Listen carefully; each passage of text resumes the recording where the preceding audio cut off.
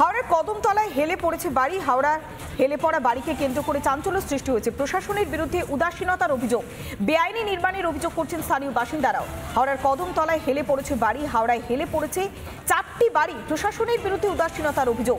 দেখুন সেই ছবি রিপাবলিক বাংলাতে ফার্স্ট অন। হাওড়ার কদমতলাতে একটা নয়, একসঙ্গে 4খানা বাড়ি হেলে পড়েছে। এর আগে আমরা দেখেছিলাম বাঘাযতীনের ঘটনা, ট্যাংরার ঘটনা, তপসিয়ার ঘটনা। একের পর এক জায়গাতে হেলে পড়া বহুতল। এবং গতবার আমরা দেখেছিলাম যে বিশেষ করে বাঘাযতীনের ঘটনা চোখে আঙুল দিয়ে দেখিয়েছিল যে শহরের বুকে বেআইনি নির্মাণ। হেলে পড়া বাড়িতে আতঙ্ক সৃষ্টিও হয়েছিল, কিন্তু তারপরও যে টনক নড়ছে না। হাওড়ার কদমতলায় আবারও সেই হেলে পড়া বাড়ির সন্ধান মিলল। একখানা নয়, একসঙ্গে 4খানা বাড়ি হেলে পড়েছে। প্রশাসনের বিরুদ্ধে উদাসীনতার অভিযোগ করছেন বাসিন্দারা এবং একই সঙ্গে বেআইনি নির্মাণের অভিযোগ উঠে আসছে। একের পর এক বহুতল হেলে পড়ছে। সেক্ষেত্রে দায় কার? যেভাবে আবাসিকরা রয়েছে সেখানে বিপজ্জনক অবস্থায়, সেক্ষেত্রে যদি বড় কোনো দুর্ঘটনা ঘটে সেক্ষেত্রে দায়ী বা কে নেবে? কাদের অনুমোদনে এই ধরনের বেআইনি নির্মাণগুলো হচ্ছে? কাদের অনুমতি নিয়ে এই ধরনের কনস্ট্রাকশনগুলো হচ্ছে? একের পর এক প্রশ্ন মাথাচাড়া দিয়ে উঠছে। এই মুহূর্তে রিপাবলিক বাংলাতে ফার্স্ট অন যে ছবি দেখাচ্ছি, হাওড়ার কদমতলায় হেলে পড়েছে একসঙ্গে 4খানা বাড়ি।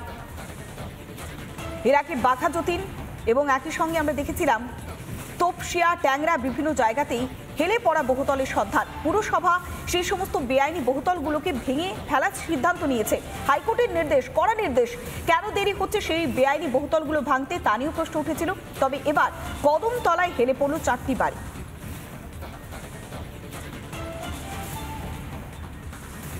কারণ আমরা নিচের গ্রাউন্ড ফ্লোরে আছি, আমরা তো বেশি ভয় আমাদের, এই হিসাবেই আমাদের বেশি ভয়, আর কিছু নয়। যে বাই চান্স যদি কিছু হয়ে যায়, হ্যাঁ, আমার মালিক থেকে বোধহয় কমপ্লেন গেছে।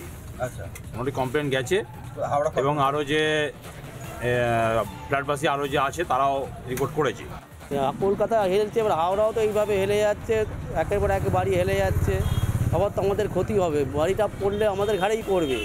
এটা সল্ট টেস্ট হয়েছে কি না হয়েছে কেউ তো সেটা দেখছে না, দেখে তো বাড়ি দিচ্ছে না, বাড়ি হেলে যাচ্ছে, একের পর এক হাওড়ায় বাড়ি হেলে যাচ্ছে। 2তলা 3তলা স্যাংশন আছে, 5তলা 6তলা বিল্ডিং বানিয়ে নিচ্ছে, সেই কারণে হেলে পড়ছে। তো ওইটা রাখবে কোথায়? আমি যদি 10 কেজি খাই তা আমাকে যদি 50 কেজি চাপিয়ে দাম থাকতে পারি? বলো, বিল্ডিংটা তৈরি করাচ্ছে বা যারা বানাচ্ছে তাদেরই গোলায় গন্ডগোল আছে, তারাই তো ঠিক করে বানাচ্ছে না, বা মেটেরিয়াল ঠিক দিচ্ছে না। যেমন এর জন্যই কোনো অনেক প্রবলেম হচ্ছে, অনেক জায়গায় অনেক বাড়ি ভেঙে পড়ে যাচ্ছে।